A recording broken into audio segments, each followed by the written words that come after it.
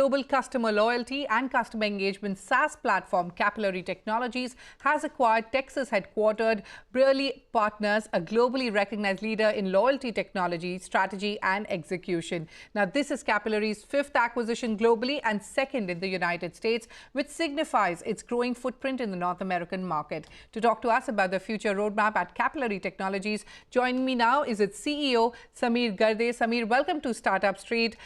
Take us through the fine print of this acquisition. Is this a 100% acquisition? And if you could give us an idea about the cost of acquisition, and will Brierley+Partners run as an independent entity, and what happens to their team then? Yeah. Hey, thanks for having me, Shruti. Wonderful to be on the show. I think this is just one more step for Capillary, and probably a giant leap for our journey to become the best loyalty company in the world. And yes, we have acquired Brierley fully. The numbers are not public, but Brierley is an incredibly well-recognized name in the North American market, with a legacy of 30 plus years. And Brierley is and will get fully integrated into Capillary. Okay. So Sameer, what synergies again did you see with Brierley+Partners? What value add does it bring to Capillary Technologies' existing capabilities? And how do you plan to leverage Brierley's, like you said, 30 plus years of expertise?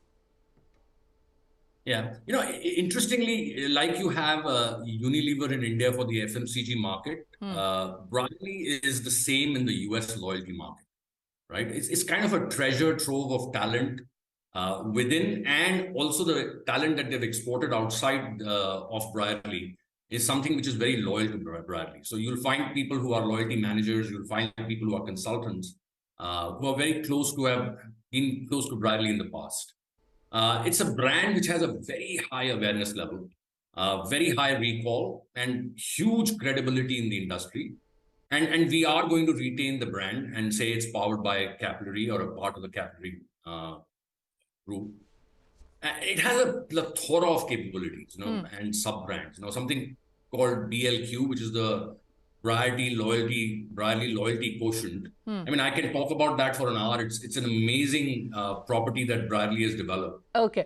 And it's a design and a strategic consulting capability, which is kind of unmatched and highly respected in the industry. All right. And of course, we're getting some marquee logos in US and Europe with this acquisition. Sure.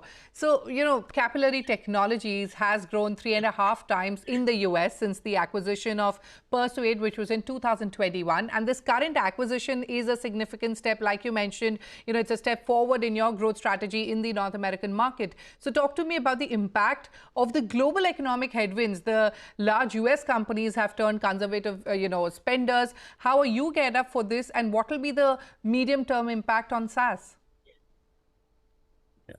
Hey, so I think if there are any headwinds, Shruti, we are not seeing them right now. Okay. Firstly, we have never had more interest for our capabilities from our new customers, potential customers, and existing customers. And secondly, economic headwinds impact market leaders, which in a way are the ones we are trying to disrupt in this market. And if there are economic headwinds or recessions, then marketers should focus on their existing loyal customer base, who typically contribute to more than 60–70% of their sales, rather than trying to go for new customers, which is always more expensive. Sure. Right?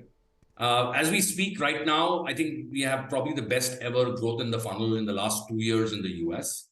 And Brierley will and is already helping us in getting more opportunities because of Okay.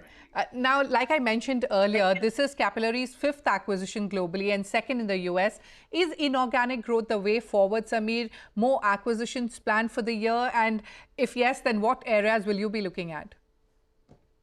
Yeah, so I think build versus buy decisions, Shruti, are not binary. Like, you don't say, my strategy is only organic or only inorganic. I think they depend on a few things, right? If you want to establish an impactful and probably a faster market entry, which is what we are trying to do in the US with 2 acquisitions, If you want to get into new verticals for which you may have to build more product capabilities, we could look at an inorganic way of doing it. Or you're looking to build adjacencies on your product portfolio. So we will continue to explore both organic and inorganic growth levers and make decisions of build versus buy based on what we feel is the right thing for the organization in the long term.